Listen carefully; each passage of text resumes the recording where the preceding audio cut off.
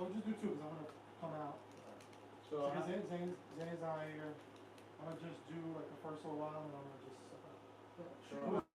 how's it gonna go? What's So up? how's it gonna go? Like, is it just him, any one of you guys gonna So be? well, it's gonna be me and Brian, Okay. and then at some point, maybe like closer towards the end, Dad will come on in. Okay. Okay, Brian, we got us some screen time together. Amazing. Can't wait. Oh yeah. You want one more? Straight. Good, Brian. Actually, yeah, one just in case. Please. That'll be great. Thank you. And that's the bathroom? Yes. Haven't been in a while. I forgot.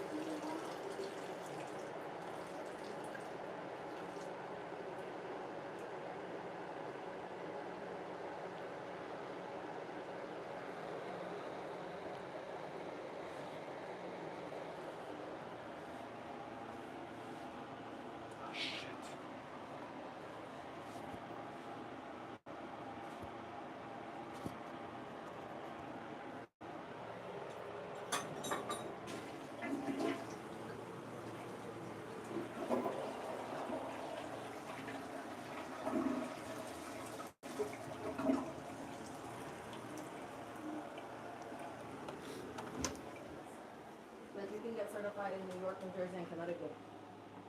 Cool. Because like I got another license here in Jersey, just because I was with and I made a group with girl from Cambridge and they helped me get like a real estate license for here in Jersey. But then after I'm like I'm trying to look for like you know how like Century 21 like I there's like a or something like that where those different real estate companies. Yeah. So I'm trying to like join them so I get a better understanding of also how I go through real estate, not just me study, but then actually don't implement any experience on that. So I was like, join them, but it took me like 2-3 weeks and they won't reach back to me ever. Excuse me. Sorry. Simon, the password is 000. What's the password on that? 5853. Perfect. All right. So when you're here, Yes, that mic is hot too, so if you guys want to use that. Some like it small hot. little clips, Here we are. Over there. Okay, thanks. and No, it's just okay, hot save. here. Just Here you random, go, small little Javi. clips. This is You already can recording. I listen already in. did it for you. Just Okay, make so sure. Yeah, just Oh, make sure I'm Javi's saving the centered. city. He's saving Yeah, the city. like center with him and him together. Yeah. So right there, that's perfect. You could just leave it there. Okay. If it turns off or whatever. The live goes off. I'll take you 30 minutes. So if the live goes off, I reset it again. If the live goes off. Again? If the live goes off. Yeah. Did it go off? No. He said Okay. connect, but I just put it back on mine. Cool. Guys, how we looking over there? Oh, you guys look great. Looking great. Yeah. There's a tiny bit of a glare, but you guys look super crisp. Yeah. Had to bring out the ball for this guy too. We had a match. You know what you're supposed to realize? When you're successful, you start getting bald. You start losing your hair. But then you grow a beard, and then you grow a beard. Okay. Well, You know what I'm Stop. saying? That's what I'm saying. Like, once I start hanging out with them, my hair's gonna go all Your the hair's way. gonna fall off. Yeah. But I'm gonna grow an amazing beard, hopefully. I don't wanna be Lampiño no more.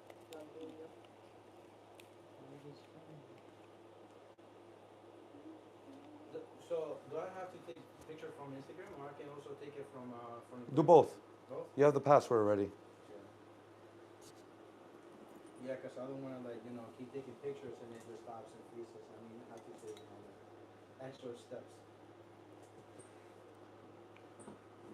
I got the coffee cup on deck. Let's go. Am I good here? You can just actually just bring the mic up a little bit. Is it recording on the audio? Yeah. Here? This knob or this one? Right here. So you hold this and just push this up. There you go. Perfect. Damn, that quality on this camera is elite. They never tell me, oh, Android has better camera quality.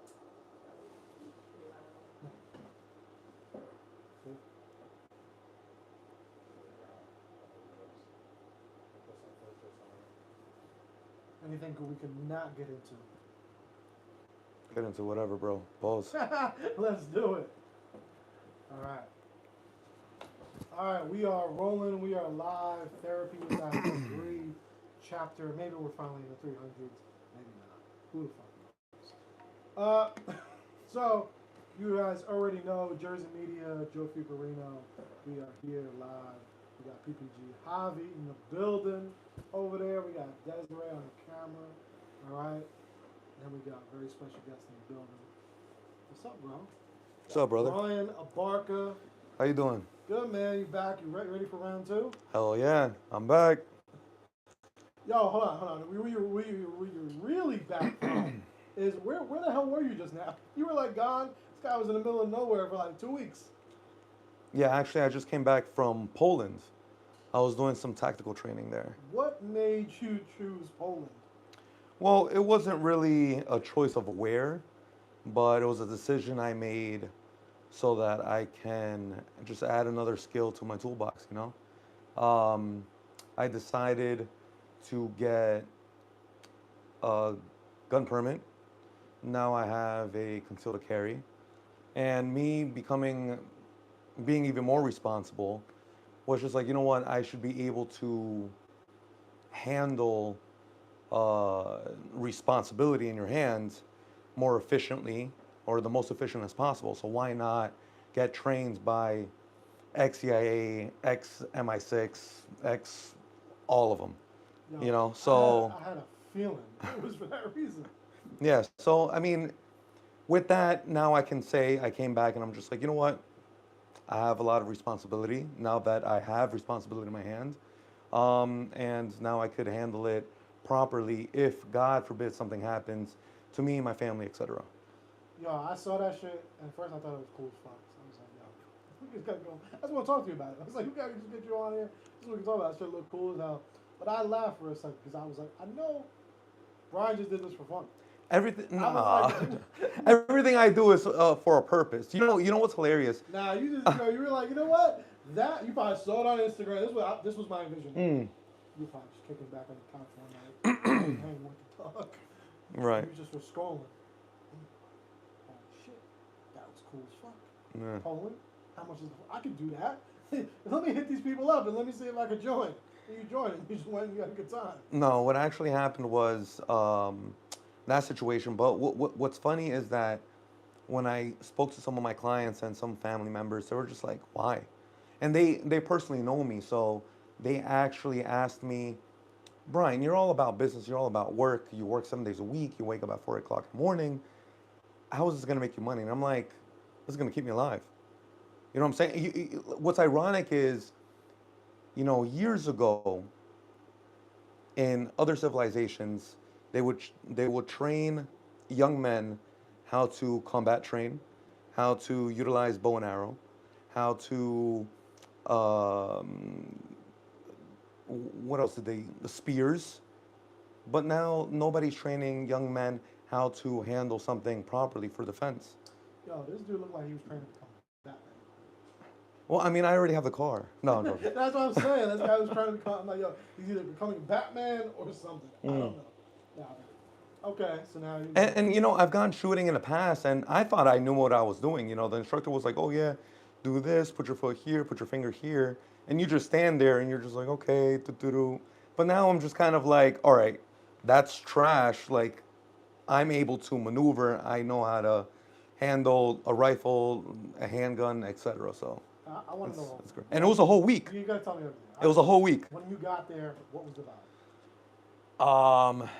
There was a lot of successful men around me, because it was a private event, and there was a lot of competition, which I loved, and it was very challenging. You had to put yourself through a lot of physical training, adversity, etc. Because it's not hard. Yeah, no, I mean, it's not hard. It's like extremely difficult. It's not just hard. Yeah, I saw by the content you put up, I was like, no, I've been around you before, not access my time. I was like, all right, you. And again, too, you train and you know you're fit. And Yeah. So I'm like, but it looked like they even put you a little bit of work. Yeah. That's dope. It just looked like a fun fucking night. Yeah, and it was a great networking opportunity. Met a lot of people all around the world, and I'm able to call all of them my brothers now. So what was the time? I want to know when you woke up. What time was it? Like on some military shit? No, Or yeah, what? for real. Like So some people, what's a day? What's yeah, a day? some people thought that I was just on vacation. Like for me, there's nothing to do in Poland in a fucking training facility.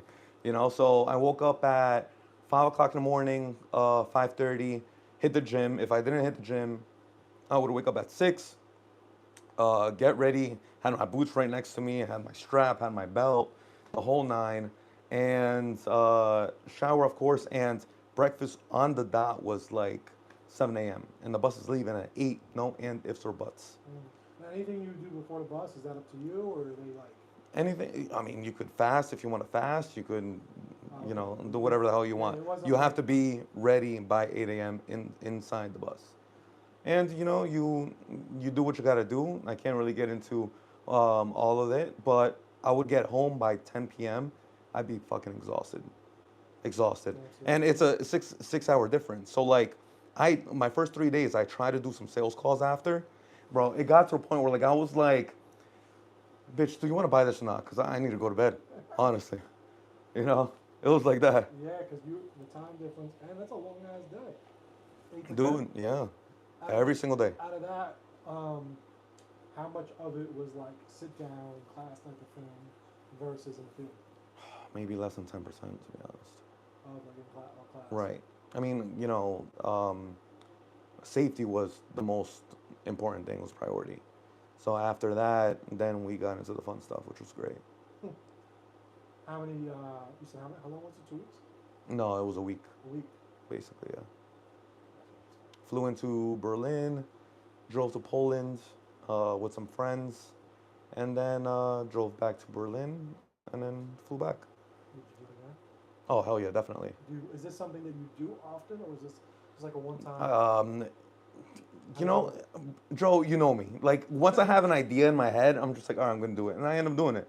So I had the itch. I got the gun, and then it was perfect. The same day of my flight, I got approved for my concealed carry. And then right there and then, I was like, cool. I went shooting that day. Okay, cool. I practiced, flew to Berlin. And then it was efficient. It was great. And then some people stayed. They ended up going to different countries. And then I decided to go back to work because it was just, I'm either this or work. That's Yeah, it. you were right back too. Yeah. How's work been, man? How's the gym? What we got going on over there? Oh, dude, everything's great. Everything's phenomenal. I'm training mostly at a new facility, and and that's amazing. My clients are amazing. Everything's doing phenomenal. I believe while we were both working together on my podcast, I just started maybe online coaching, my online coaching program. That's been doing great. I almost combined both. I had the opportunity to combine both, and for some selective people, I'm doing it separately. Dude, I got into real estate now. I got an ATM business. I'm doing a bunch of shit. Staying Busy, busy, busy. Yeah. What I want to know, man, at least on the training side, and kind of back to a little bit of what you were doing, man. Yeah. How is that for you on like the mental health side of things? Is that like an escape? Was that like therapeutic for you? Is that just something fun, or what? Joe, that's a good question. So,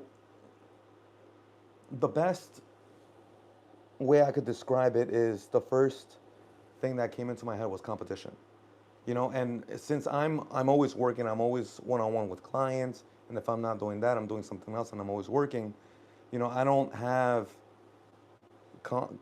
surround myself with competition, and if I do, like I'm with brothers or friends, business partners, and they're telling me they're doing X, Y, Z, so I'm like, oh shit, okay, but that's very, very selective. So the best way I could describe it is just competition. It was. Does that help you? Is that like Yeah, definitely. I'm on my toes. I met so many people, dude. When you're hanging out with multimillionaires and you feel like you're doing well at home, you start realizing it's a reality check. You're like, bro, I ain't still ain't shit.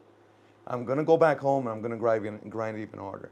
So it's a nice reality check on top of, you know, the training with the guns. Do you think more people need those like reality checks? Oh, definitely. Because some people, most people are stuck in a routine. And, you know, it's most people is including me. Like I'm in a routine. I wake up at 4 o'clock in the morning, I train, and then, you know, I go back home and I go to sleep or I do some more work, and that's pretty much it. That's me every day, 7 days a week.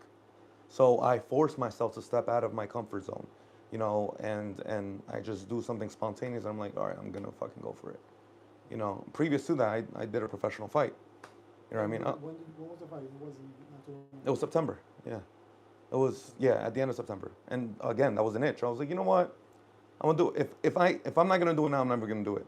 And I've been telling my clients, and I've been telling, you know, friends in my network, dude, I'm gonna do this. And you know, clients keep you accountable, which is great. Um, and then my brothers keep me accountable. They're like, dude, when's this fight gonna? I'm like, fuck. That day, I called my coach. I'm like, listen, we're gonna train 7 days a week. Um, are you in? You're out. Because if you're out, I'm gonna hire someone out. Right now, I'm in this mindset. Like I need to do it. Yeah. I bought it, paid in full. Boom, 7 days a week training, fight camp. Six weeks, I lost like 26 pounds for my fight. No. Yeah, nah, and before you were looking good, you put in work. Now, like for you, do you think like setting those things, like those little bouts of like competition, does that just keep help you keep you moving forward? If you didn't do it, do you feel like you would maybe be stagnant? Yeah, man. It's, you know, experiences make you stronger because with experiences, obstacles are included. You know what I mean? And once you're exposed to obstacles, then you start realizing that you can uh, overcome a lot more things than before. You know what I mean? And you know, if you're comfortable, you're not growing. So that was my chance to grow. When do you feel like you learn?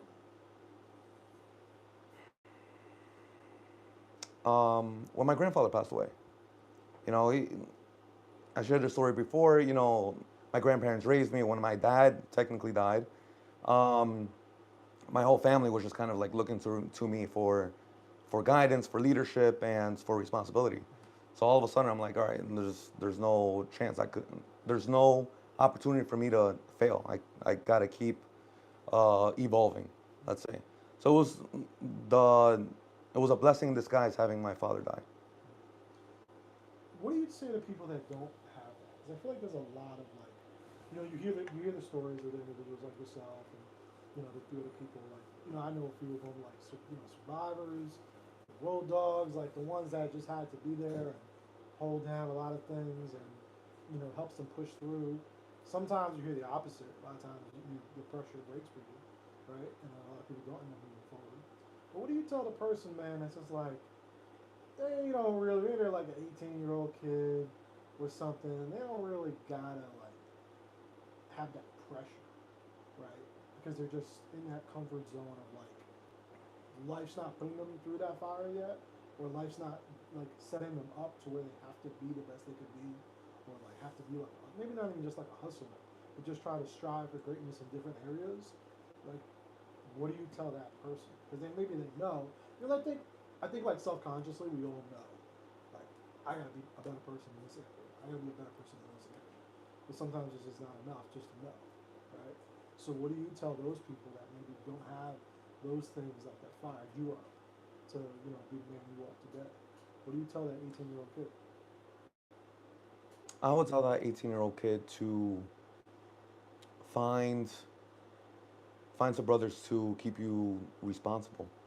And by brothers, I mean friends, not not friends that are busy watching TV, that are not working, that are not thriving to get better. You need to surround yourself in that environment.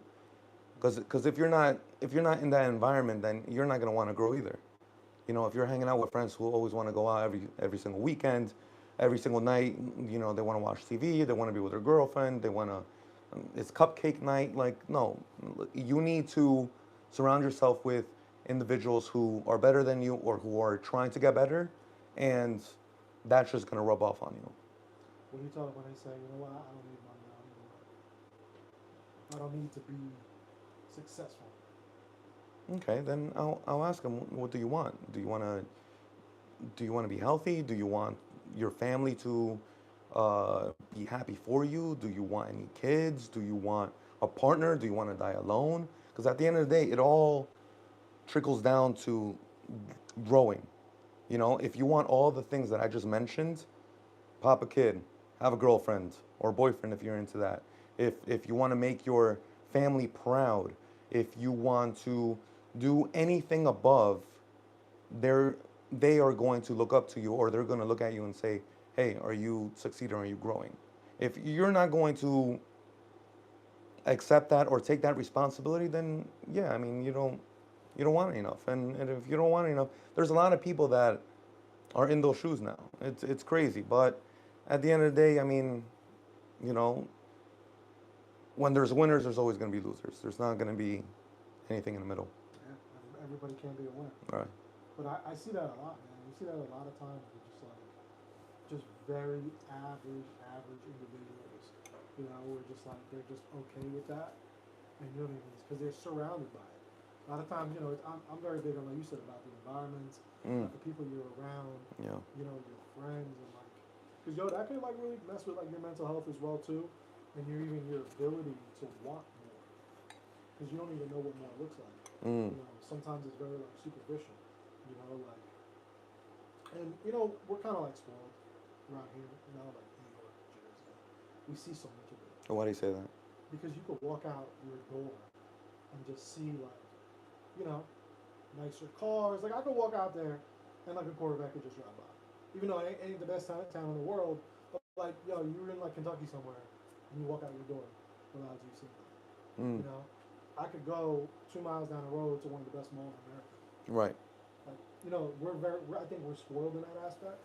So a lot of times we don't think about that person that's in like Kansas right now, random ass little city that the most success they ever see is on their phone, Right. and that's even if their algorithm is showing them that. Yeah.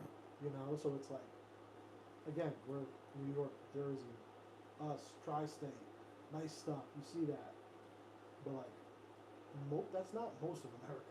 At least if we're talking about America. Who knows when we're talking about the world? Well, I mean, let's play devil's advocate. Like, let me push up on that. So, even if it's not America, let's say one of the poorest city in the world. I'm sure in that city, there's gonna be a group of people that's the hierarchy, and they maybe have all the guns, all the food, etc. And there's always gonna be the losers, let's say, quote unquote, who do not have those things. You know what I'm saying? That's everywhere now. Yeah, but you would want a lot of them to be able to aspire to want more. You Yeah. know? All right. And that's the tough part, where it's like sometimes it's so hard to get them to even want that, or to even think that it's like attainable. Mm. Do you think? What do you think that results to?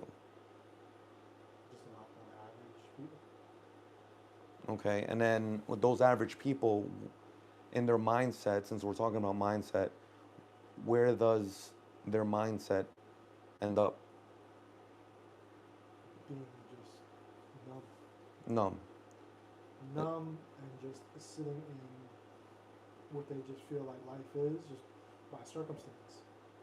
I saw a podcast. I do not remember who, or maybe I'm misquoting this, but I saw that uh, someone mentioned that depression is for the um, what was the word?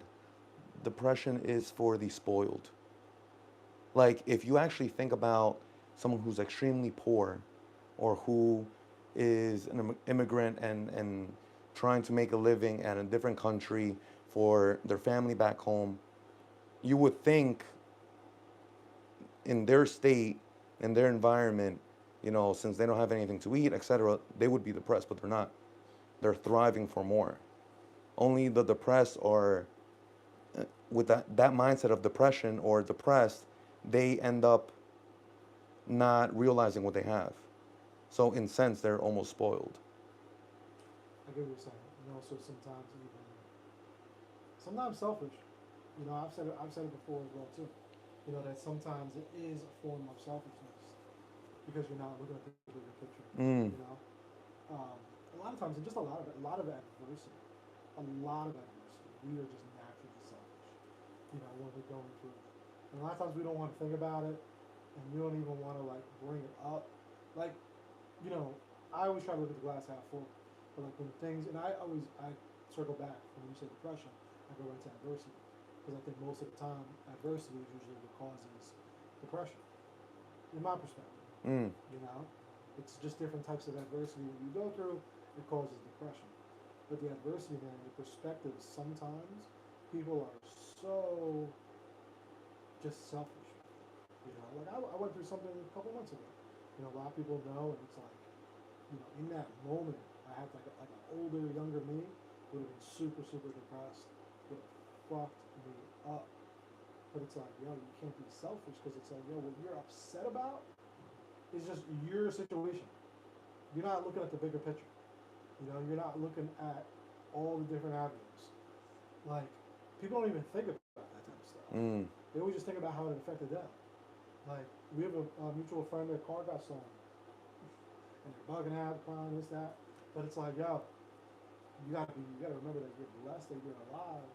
And then also too, like, yo, what if God forbid, like, you don't know, you're selfish because you're upset, you're hurt about the situation, and you're not even thinking about them. What if this is a lesson that God sent out for that person to go through? Right. Not even you. Like, what if this person needs to steal that car to get caught to be put in jail? And if it was never if that would have never happened to you, they would have never been in jail. Mm. But we're selfish. We're just thinking about our fucking issues, our pain. We don't have the car. This, that. Right. Right. We're not even thinking about anything else. Yeah. That's interesting. That's a good perspective. I never really thought about that. That maybe God was trying to give a lesson to the other person who. You have to be a sacrifice. You know, like there's so many moments where, you know, again, in our adversity, we are just only thinking about how we feel. Mm. You're not even looking at the bigger picture. And there's multiple sides and there's multiple layers to everything. Like how we feel is obviously important and it should be validated, but sometimes it's like people take it too personal.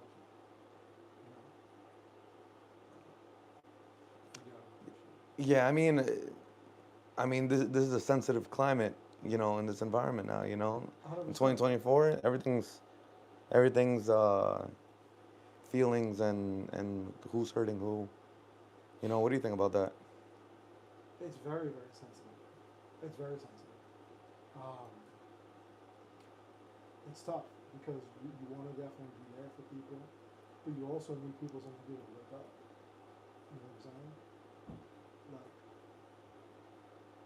Like, it all goes based on how, obviously, basically perspective. It all goes based on your perspective Mm. over situations. And who's to say, one person's perspective is right and wrong, but, it's, all depends, man. It's very, very situational. I always think about when adversity happens to me, I kind of step back and I think, you know what? This is going to be a phenomenal story to tell in the next few weeks, few months, few years. Okay. The story. I just think about the story. Like, I just started applying that maybe in the last year. Something happened to me and I'm like, oh, shit. Oh, yeah, of course, the first 5 seconds suck. But then it's just like, you know what? It's going to be amazing once I share this story to someone, friends, family, brother, whoever, or on a podcast, and it's going to be like, wow. Yeah, it's a transformation. Yeah. Because you're in that phase. I think you've been able to like kind of unlock that with yourself. Because now also, we're getting older. And the one thing I say often is like now we're getting to the point where like we're having errors of our life. Mm. Like we're not, 20 years old anymore. Now it's like, wow, I'm 34. You got you as a kid, your 20s, now it's like you get into your 30s, that's errors. So now for you, because this, the 20s was an error. This was this, and now you're just like, you know what, that's going to be, it's just unlivable. Yeah, what's crazy? Like, now I'm thinking about, like, my legacy and my future kids. You know what I mean? Like I'm already thinking. I'm like, all right, like if I do X, Y, Z, this could be for my kids. This could be for my grandkids. You know what I'm saying?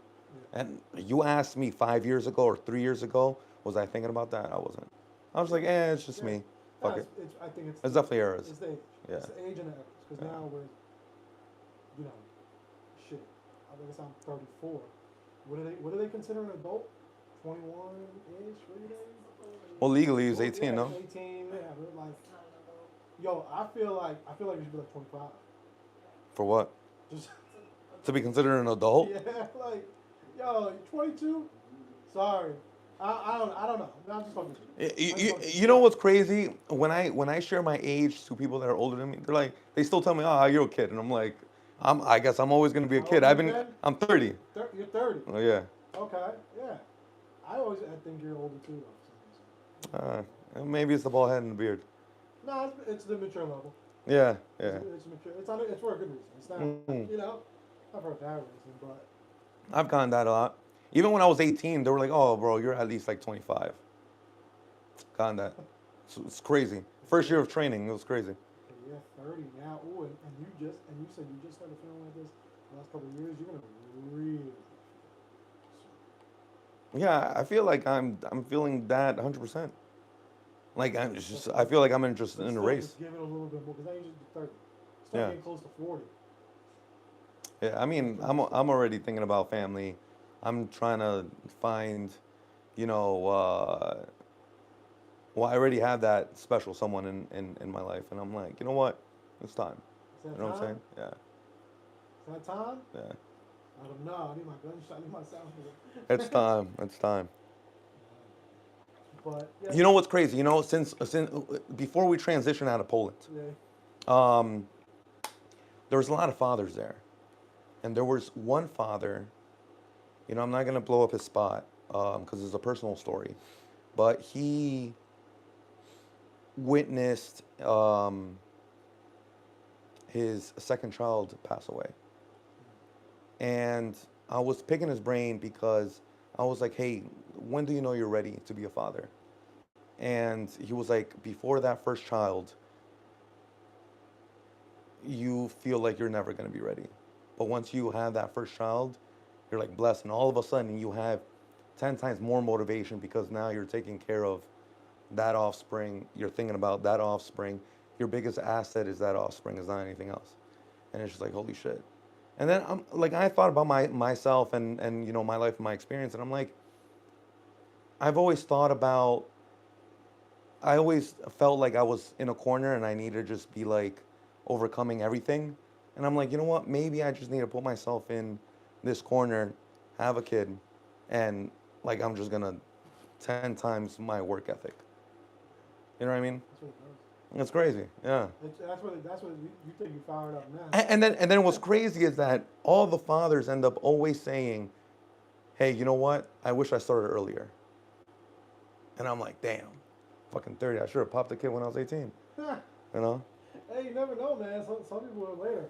Like one of my mentors is Grant Cardone. I think he had his first kid at like 50 years old. Yeah. But it's all divine timing, man.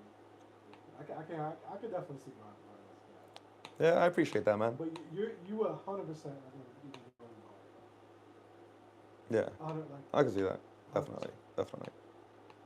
Or I could see you also just being like putting everything on. I think you the way you would do it, you would be a lot more hands off.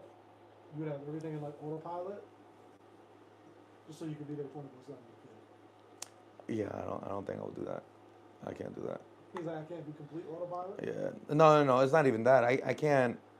I don't see myself, you know, wiping ass all day.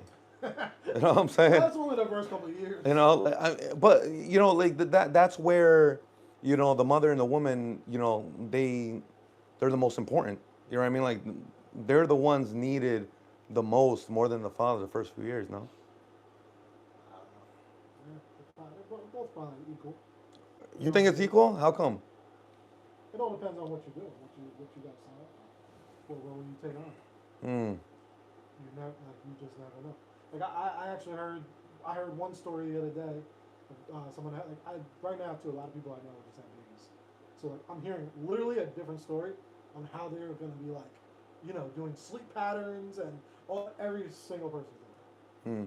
You know. Mm. But what I kind of want to get into a little bit before I switch out, we're going to bring Desiree on over there. She looks like, she looks like she got a lot of hot topics for Brian she wants to get into. But I feel the energy. you feel it, right? Let's go.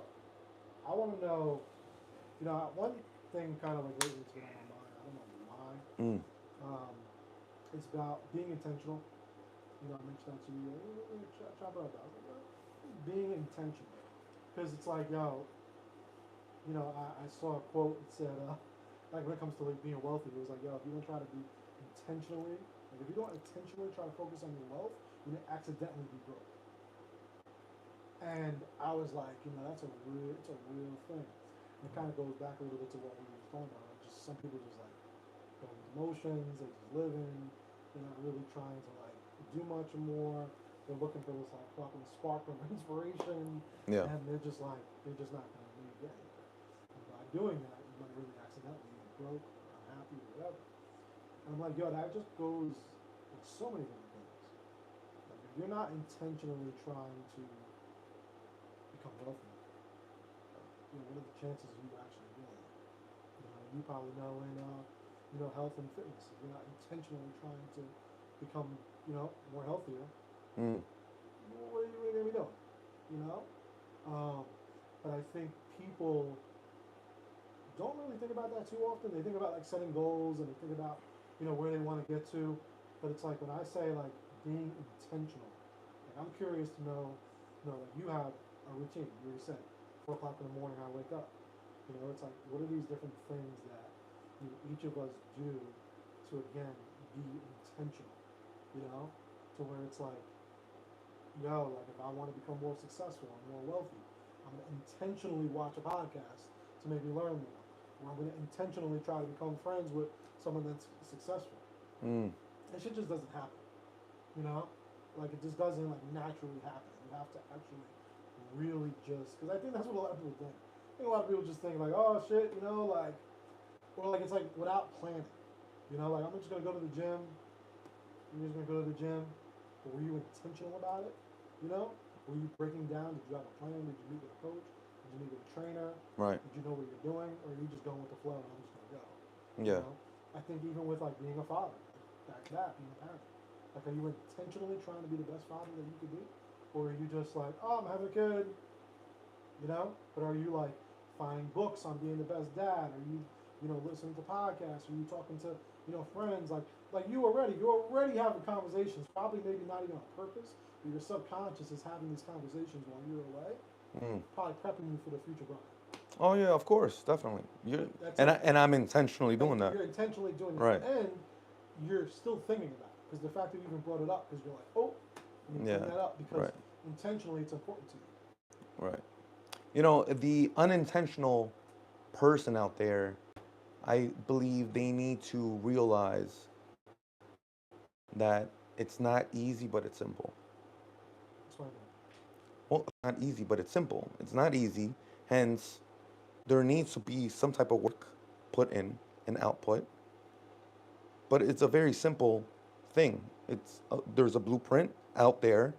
You just have to follow all the steps 1 through 10. But people are not intentional, or they're not willing to put in the simple work, whether it's a little bit of work or a lot of work. People are just lazy. For example, with you, like, how do you train, people like in the world of fitness? Because you have a lot of different aspects Right. of yourself, but with something like that, that really comes to my mind. Mm. You're helping people transform their bodies. Yeah. What are things that you try to set them to do, like intentionally? Is it like, wear your running shoes today, or is it like, what are these little things that maybe they don't realize Right. that it's like small little steps to becoming what you end up helping them transform to be? Is it anything like that, or how do you go about that? The first thing that came into mind was intentionally always trying to look good at work. Because if you look good, you feel good. So if you look good, meaning even like dressing well. So if I'm dressed well, even if I'm going to the gym, always wear nice, clean clothes. new clothes maybe, and doing that in front of my clients, unintentionally, all of a sudden, they're coming in the following week with nice new clothes because they're looking at their superior or their instructor or the leader inside the gym for 1 hour. Okay, he's always looking good. I always have to look good. He's always professional. I have to be professional. You know, another thing I always do is I end up having a chat with all of them throughout the day. Hey, how was your day today? Through my app. And they'll answer me. Okay, unin- unintentionally, they're thinking, okay, I'm just answering this question. But I'm intentionally in their head now. Okay, my trainer just asked me how my day was. Now I got to think about my day. Oh shit, okay, I actually need to do meal prep. Maybe I need to hit the gym because I'm not seeing Brian, the booty doctor, today. Then I have to take care of my kid and da da da. But intentionally, I'm putting that fit lifestyle into their head. You're planting those seeds. Yeah, But exactly. you're doing that. Without you doing that, Right. like a lot of people don't even see that too. Like without you being, there's another quote it's like one man's obedience is connected to so many other people's destinies. Right. And it's like that to me is such a real thing. Like your obedience to be intentional is connected to so many other people that you don't even realize. Right. Because like you said, that stuff really does matter. And it's like it may sound silly, but you do have to be intentional. Like you said, even about the clothes, I did the same thing. Literally, I gotta do laundry. I've been so busy, I haven't been able to do my laundry. You know what I did today? I went to Walmart just to buy these fucking pants Yeah. for this podcast because I've learned too. I had to do shit like that because if not, I'm gonna be on the pod just wearing whatever, and that's cool.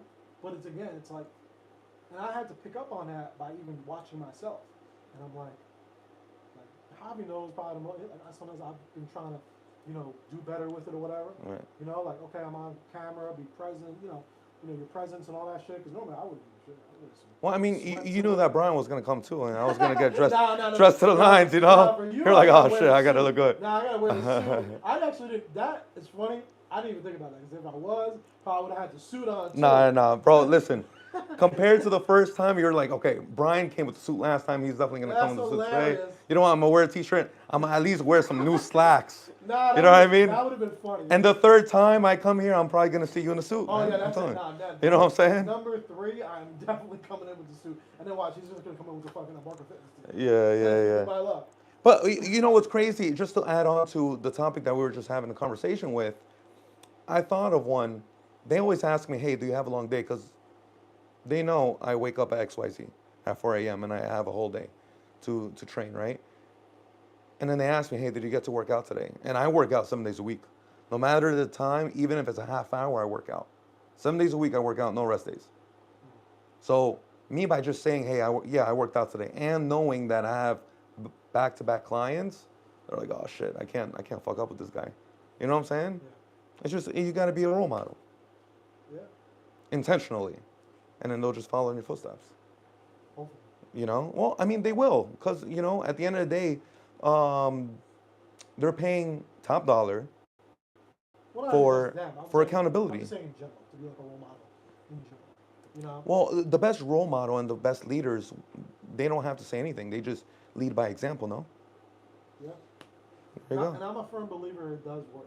And it's crazy because I definitely second guess myself sometimes with that. Mm. Like as much as I'm a firm believer, I sometimes I'm like, but then I have to circle back. Like, cause sometimes I believe almost 100% of the time that what you do, like you said, your actions will speak much more louder than words. And being a role model, you'll be able to teach so much. And I've tested it throughout my life with Jaylene and with just even my friends and all this and that. A lot of times it works, a lot of times it doesn't. But I will say that times when it works, and you'll see examples of it. And if people out there are listening to this and watching this and you haven't done it, just try.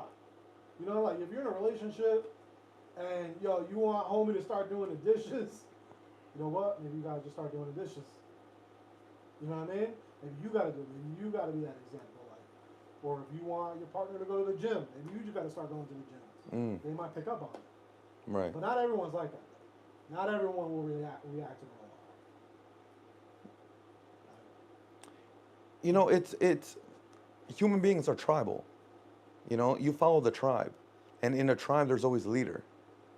You know, at the end of the day, there's always, DNA wise, there's always a gene in there that's like, all right, follow the leader.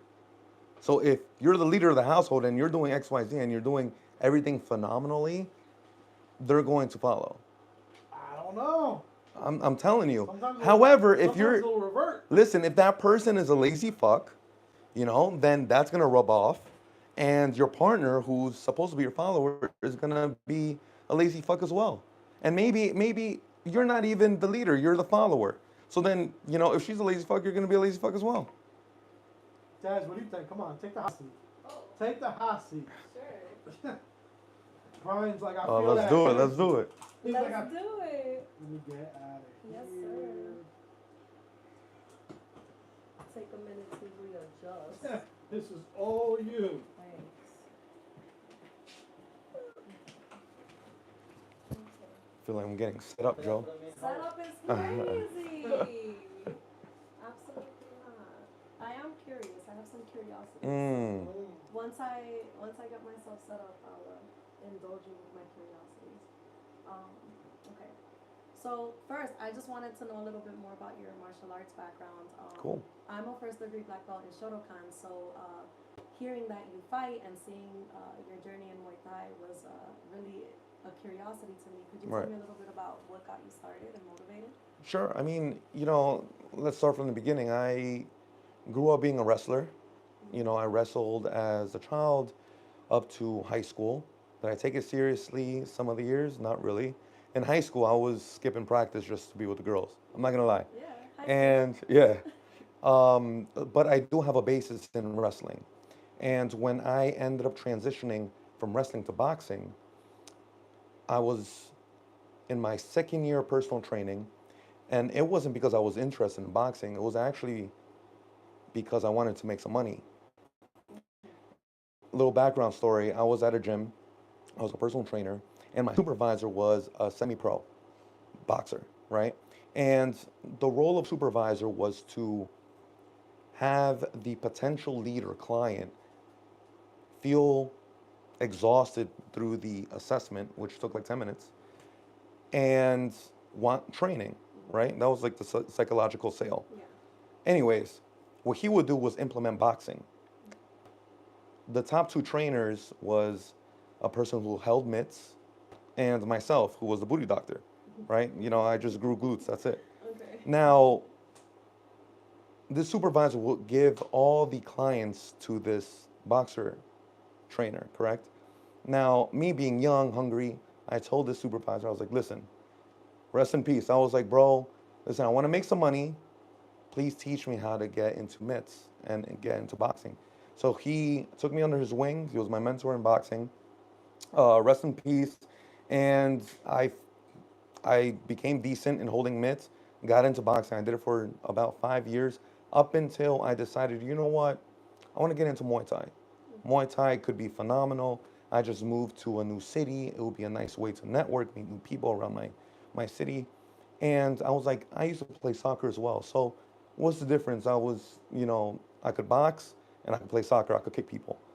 I was completely wrong. Muay Thai is completely different from boxing, different stance, etc. And I had to basically learn a new sport from scratch. And I've been doing Muay Thai for about 5 years now. And it's been great. It's been phenomenal. And just now I decided to do a fight recently, earlier this year. In between, the 5 years, I did a little bit of jiu-jitsu for a year. It's great. I have one stripe, still a white belt. But that was phenomenal as well. And I was very, very good in jiu-jitsu just because of my wrestling background. But that's basically my Journey. my experience, my That's really history, my resume in fighting. It sounds like you've always been a very active person. Yeah, definitely. What do you think you attribute to that? That's a good question. You know what it was? My grandfather, as I mentioned earlier, my grandparents raised me, and I was raised in Peru, even though I was born in the U.S. And my grandfather was always fit. He had all these muscles, and he would always make me play soccer. My uncle, who's like a second father to me, he was always muscular. And I looked up to these guys growing up. And I guess unconsciously, I was like, you know what? I kind of want to be like these role models. Like I mentioned with the conversation with Joe, you know, when there's actual role models or leaders in your tribe, and you know you spend enough time with them, you almost want to be like the leader. You almost want to mimic things, right? So that's how I got into, you know, fitness. You know, I was heartbroken in high school.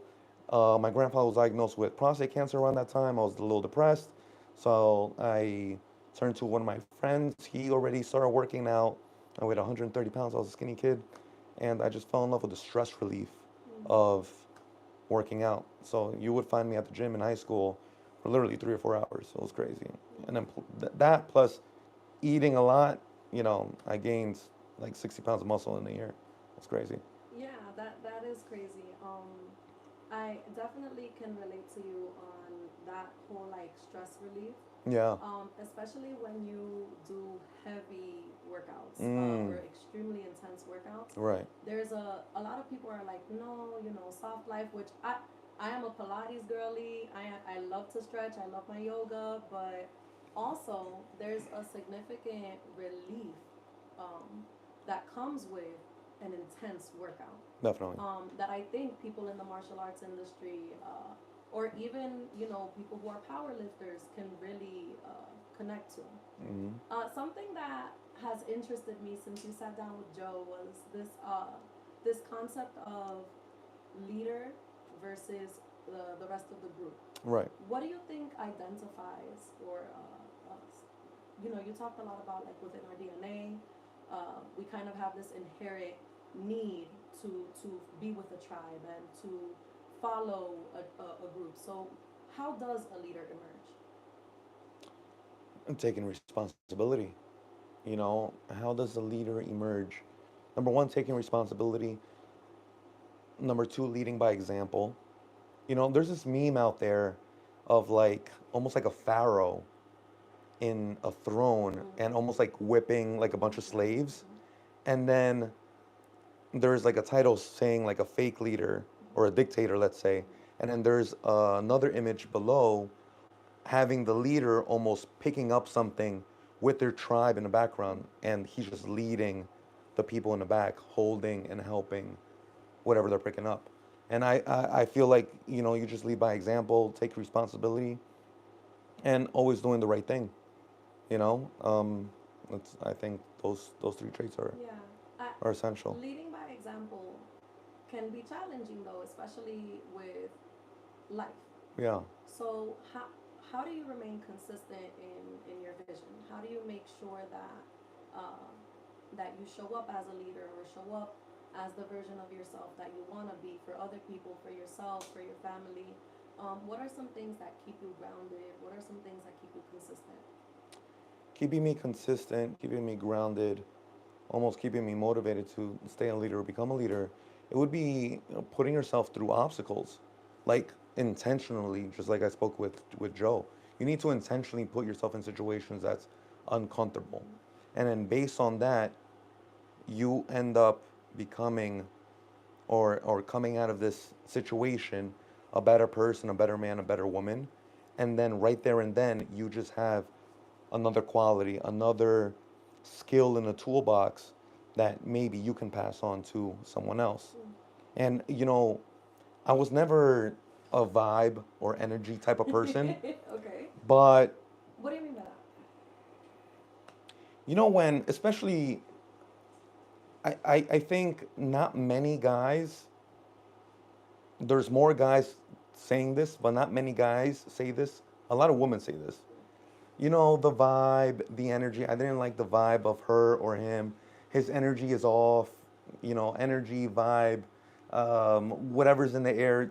I never believed that. For example, for someone who's still not understanding, if someone enters a room full of people, their energy or vibe or their aura is either, okay, this guy has leadership qualities, knows how to dress. There's something about him that, you know, he carries himself very well and very confident. It's almost attractive. Mm. Or there's always that other person that comes into a room full of people who is very mute, shy, closes the door slightly, does not want to be seen, and is almost like invisible. You know what I mean? And that's what I mean by energy and vibe. Okay. And But you said you now don't believe in I did not believe that. that. Okay. Now, recently, being around successful men in my network, in my friend group that now I call brothers, there's always that energy around. And it's very, you know, you could catch it very It's easily. palpable. You can touch it. You could touch it, and it's very tangible. That's the word I was looking for, and it's very contagious. Mm. You know, once you get a rub on that, pause, no homo, you know, you end up almost This is like, a safe space. yeah, you almost bring it to, let's say, your tribe, Yeah. and then the other people that follow you end up getting that, and then hopefully that could carry on. It becomes a positive, contagious Mm, energy. yes, Absolutely, I agree with right. you. Um, what would you say to men who struggle with depression, men who struggle with self-image? Mm, You talk a lot about brotherhood, and you yeah. talk a lot about your tribe. Mm-hmm. And it makes me wonder how much of your success do you attribute to the men that you keep around you? And if there is a lot to attribute there, then what advice would you give to men who struggle with depression, who struggle with showing up for themselves? That's a good question. So, yes, I speak a lot about brotherhood, and it contributes 100% to my success. Mm, You know, I needed to cut off a lot of friends who were not growing. And since that aura, that energy that we just spoke about mm, is contagious, I wasn't growing. mm, So I cut them off, and I searched and joined a network where this brotherhood is all about self improvement, and becoming the best version of yourself. And I cannot deny that ever since being in this brotherhood, let's say, I've doubled my money, I've doubled my confidence, I've tripled my skills, and you know, it's helped me grow so much that I can't wait to look back in a year and just say, "Wow, I've grown even more yeah. in this moment." It's definitely it's true that people can hold you back, and it tends to be the people you love on the most, and it's a sad reality. Mm, Um, you make friends with people that you think you're gonna be with them for the rest of your life. right, You think that you're gonna grow together and go through these beautiful moments together, and you realize along the journey these might not be your people forever. right, um, and it can become a little heartbreaking. And it's easy to make things sound very regimented. Like you do this, this, and this, and you make sure that you do it. It gets done, and that's it. But we're human. We're not robots, right? And so it's important for us to be able to kind of check in with ourselves when we're not at our best.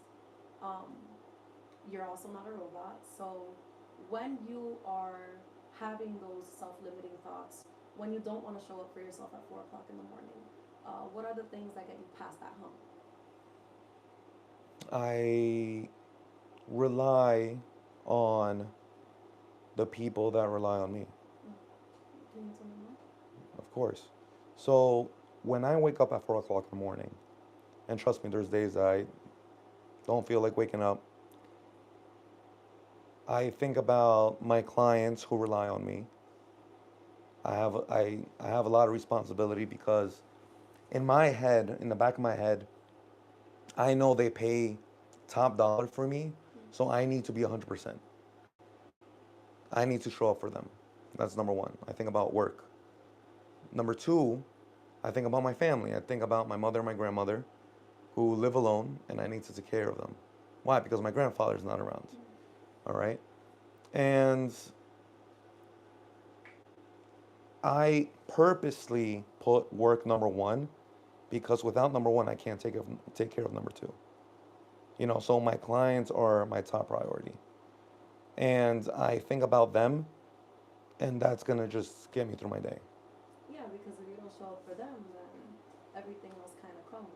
Exactly, Um, exactly. but you do mention that work is your number one priority, Right. and you also mentioned that you have a lovely love interest. So how do you look for the balance in that? Because she is not your replica. She may be Mm, compatible to you, right. but she's not your exact replica. Correct. So in those moments of I'm obsessed with work, I'm here, I'm focused, I'm here, Mm-hmm. and baby girl's like, but babe, I want to go have a dinner night. Right. Y'all, I got deadlines to meet. Yeah. How do you make sure that you are finding a balance in between work and everything else? So the flex answer would be, well, I'm my own boss and I have a very flexible schedule and I have multiple businesses and I have systems in play, so I could do this whenever I want. But the reality is, and I live by this, you shouldn't work smarter and not harder. I believe you should work both. Mm, You should work smarter and work harder. mm, Okay? Let me elaborate. So, most people's goals is to have systems in place so they could free up their time, and then with their free time, they could scratch their ass and do whatever they right. want. Do nothing. Right. Right.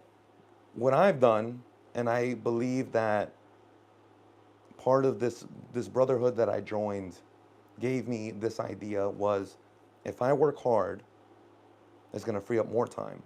And if I have more time, I could still work hard. So then I have triple the income. Mm, mm, And then I could still take care of my girlfriend, my family, etc.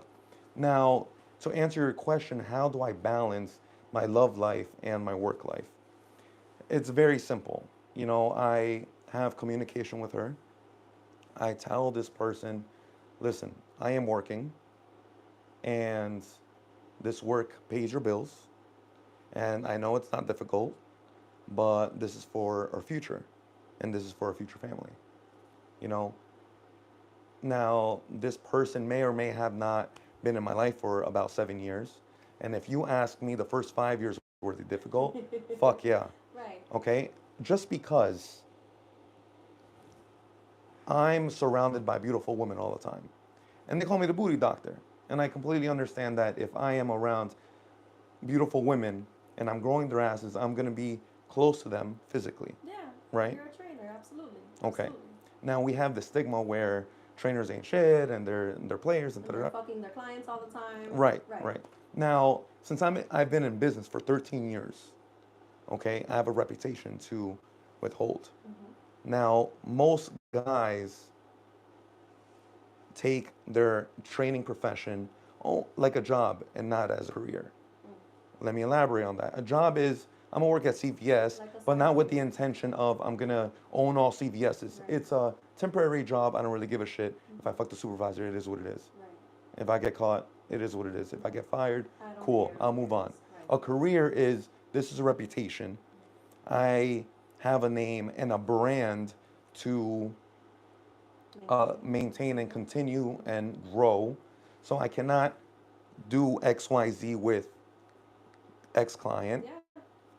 because at the end of the day, I'm going to lose everything. Well, I also think it's about integrity. If and we could take gender out of it. If one person loves another person, you should be treating that person with integrity, regardless of the situation that you're in. Right. I know quite a few personal trainers, and I've heard quite a few stories, and everyone decides what they want to do out of their life. But I think that what actually matters is the integrity behind your actions. Mm. If you can be the number one fighter in the East Coast, but if you're a piece of shit, what does that matter? You can be a billionaire, you can have multiple estates all over the country, all over the world, But if you're an abusive man towards your wife, if your children are fearful of you, then what does it matter? Right. So, I do think it's important, what you say, you have to maintain what you have, you have to uphold what you have. Mm. You have to navigate things with integrity, with a sense of integrity, because it's who you are. Like everything that you have produced has come together to create literally who you are. All of your experiences, all of your decisions, for better or worse. Right. And ultimately, as humans, that's all we can do is make decisions, see what the response is, and adjust. Mm. And it may not always be easy. Most of the time, it's not easy. It's very uncomfortable. Right. But if growth is the goal, then you have to make sure you're always moving with your best interest in mind, so that you can then pay it forward to others. Correct. Yeah, no, I absolutely agree. I think that success is not always the easiest thing. It will never be easy. Well, if it was easy, everybody would do it. Everyone would be successful. Everyone Right. would be the leader. Correct. I do think that it's important to recognize that we are human, and as humans, we're going to have certain deficiencies. And until we're able to be self-reflective, we're not able to bring those deficiencies to light, Right. and we can work on them. Correct. But I think that you play a major influence in ensuring that men have some sort of navigation.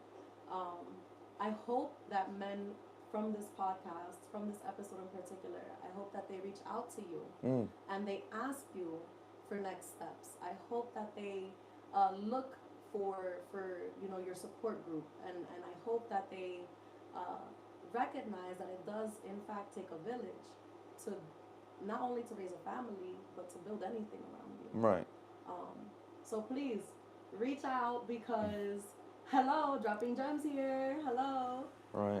But I wanted to thank you for sitting down with me, because at first I was hearing you chatting and I was like, oh, I really don't have to get.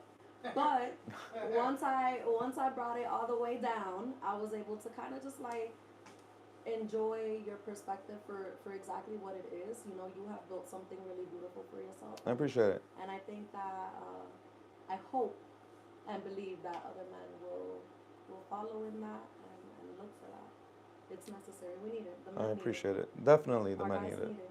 Our Right. guys need They're it. getting soft. Hey, soft is not bad. Don't get me. They're Don't get me, getting- don't they're get me getting soft. started.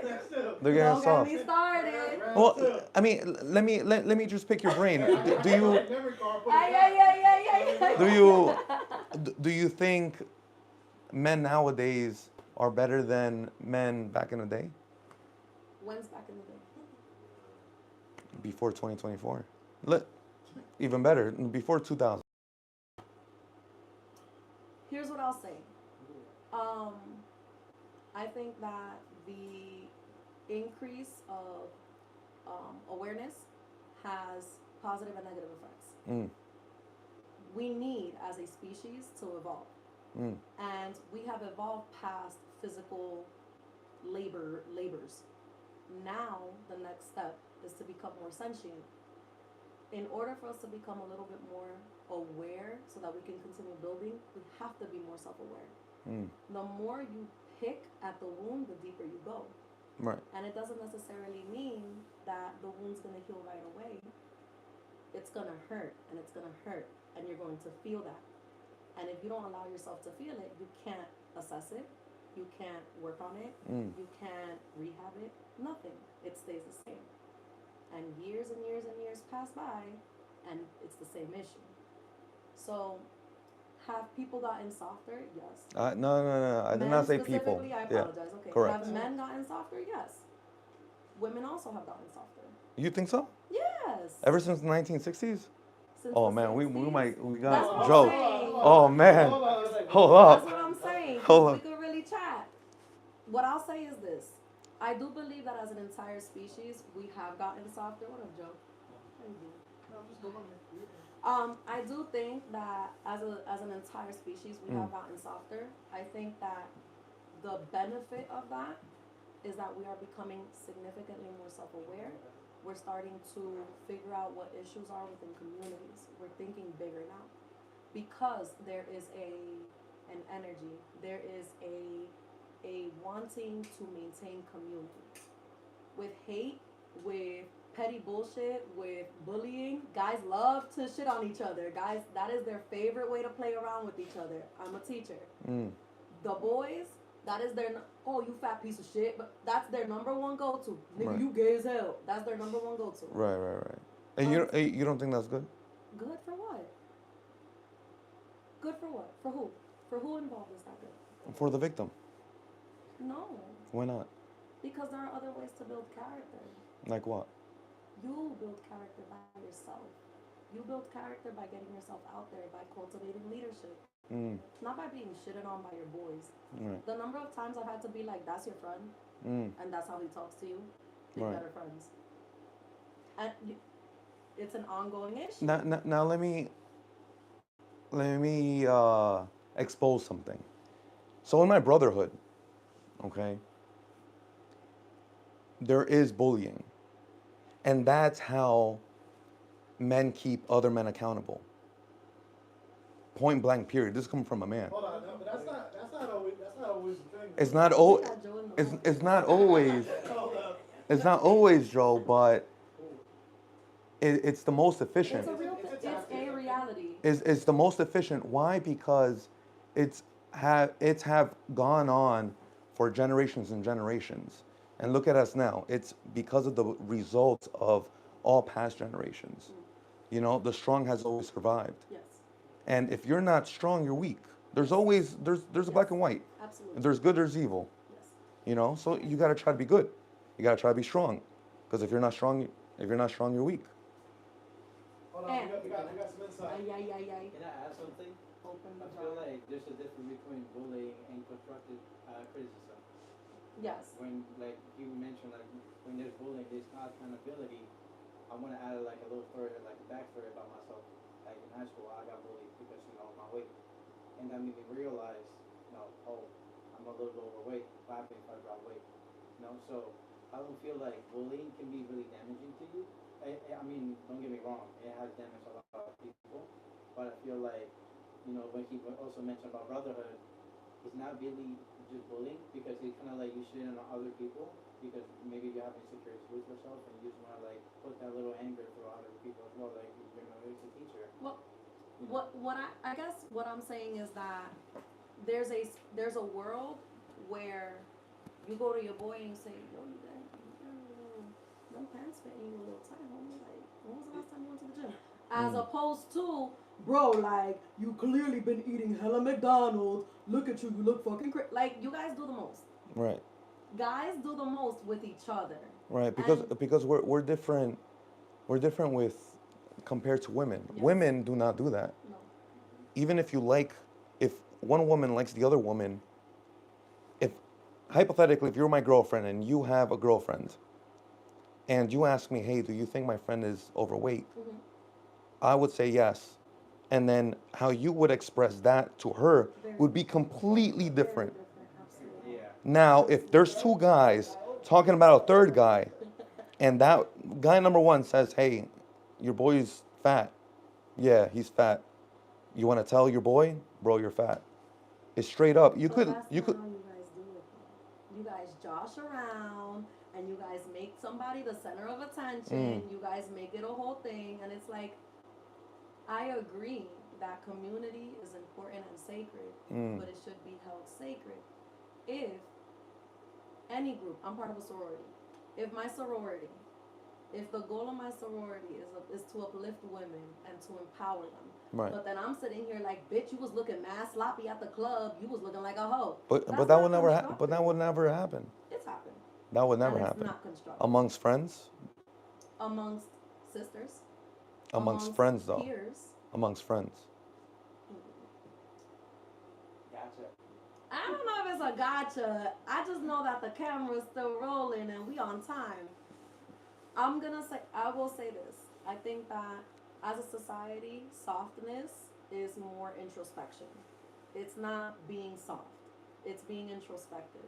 It's recognizing who you are, honoring who you are for better or worse, and moving forward with that information. And that the people who surround you as you go through that journey should be uplifting you and empowering you. They should be honest with you. They shouldn't necessarily sugarcoat. I'm a sugarcoater, so I may sound like a hypocrite, but you don't necessarily need to sugarcoat things, but you can say things respectfully and get your point across. Right. That's it. You know, I will say though, I think there's a big difference between being like soft and being emotional. Sometimes I think people throw the word soft around, but what they really mean is just like you don't have that grit in you. Maybe there's another word that we should be using. Because I think a lot of times when we say soft, people think, oh, you're just calling them emotional. Right. But I think you could be an emotional human, but still have grit. Right. You know? And then that's another box to open because men think that they cannot be emotional. Emotions? No, that's a negative. That's a deficit in my life. All emotions do is serve me not. No. Hold on. I need to know what Javi thinks. Javi, I'm putting you on the spot. Men believe that emotions do not serve them. Men believe that emotions will get them locked up on a murder charge. Men believe that there's no room for emotion, only logic. That is unrealistic. A man who is not in control of his emotions. I feel like a mature man, because there's an immature man and then there's a mature man. A mature man will not allow himself to act off of impulse. And emotion. Right? Because, you know, you can take a moment to like understand what's happening to you. Right? And everyone has like that split second on how to decide what they're gonna do based off of what happened to them. Right? Let's say you're at the gym playing pickup basketball. I'll give you an example. Playing at the gym, pick up basketball, and I get fouled hard. And I call a foul, and the guy says, fuck you, there's no foul. Punch him right in the face. For no reason. I'm not a violent person, I don't really like to fight people, but it happened. After the fact, a couple days later, I saw the same kid, and I went up to him and I apologized. I said, listen, I acted off the impulse, and I apologize. But that's not acting out of emotion. Listen, I'll get. That's impulse. No. That was emotion. That's emotion. Because it's like, what do you mean it's not? It was a clear, blatant, you smacked me in the face, but I was not in control of my emotion. I acted impulsively. If I would have just been like, yo, you know, you tried to stop the ball, it was an accident, move on from it. Okay, let me ask you then. A girl breaks your heart, and you go to your room and you cry about it. Are you not being emotional? Well, it depends. You know, men act with those kinds of situations differently. It depends on how we genuinely feel for the woman, right? If you're dating, like some men date women for the wrong reasons, right? It could be selfish reasons, or they want to use her, or whatever the case is. If a man is genuinely in love and genuinely cares for the woman, right? It's okay to cry because we're human beings. If some men don't want to admit it and they want to go to the gym and work themselves out, you could do that, right? But that's still you having an outlet. That's still your out. Some men don't cry. There are some men who don't cry. Yeah, I know. Like no woman can tell me that all men cry. Legitimately, some men don't. But what I'm saying is that's not healthy. Listen, if they do it, it should be in private, because a man will be mature. A man is mature if they control their emotions, okay? And but to control your emotions doesn't mean not to process and feel them. well, if no, Suppression. if you feel the emotion, like my G here would do, he would punch another kid in the face. That's feeling. I'm feeling like I'm gonna punch this guy in the face. And then you control your emotion. A feeling is not an action. Right, but an impulse is. Yes. Okay, we're talking about impulses and emotions. Emotion is one thing. You have emotions. Every man has emotions. Right. Now, if you cannot control your emotions, you're gonna act on impulse. Yes. You don't think And then the impulse is gonna be an action. That's how you punch someone in the face in the basketball court. That's how you have school shooters. But I can get frustrated and not act on my frustration. Right, and you have control of your emotions. Right. Right. I think we're we're saying the same thing in different ways because what I keep hearing Mm. in my conversations with men is like, nah, yo, I can't be so emotional. Emotion is not an action. Because you can't show. You should control your emotion. You should not show your emotion. If I am angry, and as a result of being angry, you're violent, you should not show that emotion of being angry. That's not an emotion. The action is not the emotion. The action is a driven force. It is driven by an emotion. But what I'm saying is, how many men are sitting down with themselves and thinking through their frustration? How many men are sitting down with themselves and saying, yo, that was kind of out of pocket. Let me think, what triggered that? Are men sitting down with themselves and saying, what made me feel that way so deeply that I couldn't control myself? Mm. Or what made me feel that way and I became so avoidant that I suppressed it? Mm. Emotion is not necessarily action because I can get really pissed the fuck off and I can curse somebody out, I can put my hands on them, or I can get really pissed the fuck off and go sit down and be like, yo, what was that all about? What got me so mad? What triggered me so much that I wanted to get physical about a situation? I guess that's my curiosity is how many men are sitting down with themselves and actually processing the whole situation in front of them. Not many. And that's where the term of men being emotional and acting on impulse comes in. Yeah. And I believe that's what Joe was saying. If you're emotional, you're going to act on impulse, okay? And you cannot control your emotions. Yeah. And if you cannot control your emotions, just like in the spectrum of 0 to 100, that could mean you're soft. And most guys nowadays are You're soft. right. I hear you. I hear you. I hear you. You know what I'm saying? I hear you. I hear you. Because again, like, I can really, really dislike someone. And if I give into that, I would want to really hurt this guy or kill him. Now, because I'm a mature person and I'm responsible, I'm not going to act on emotion and act on impulse. I got the perfect example for this, and it's good that I'm not on camera because this is very real life, and I was almost going to bring it up on the pod. I've had a very real situation within the last week and a half, Mm. dealing with an individual that would completely take me out of character, in a situation that would completely take me out of character, involving children, and that's all I'm really going to say. Yo, the majority of the time, even when you joke around and you mention what happened to people, they'd be like, oh yeah, I killed him, I'd be in jail. Like, it's, if I said it to any one of you, your first initial just to even joke about it, would be like, yeah, you kept catch me in jail. And that happened. Yo, you know how, like, mature emotionally I had to be to even be in the same vicinity with this person again? Mm. And I was.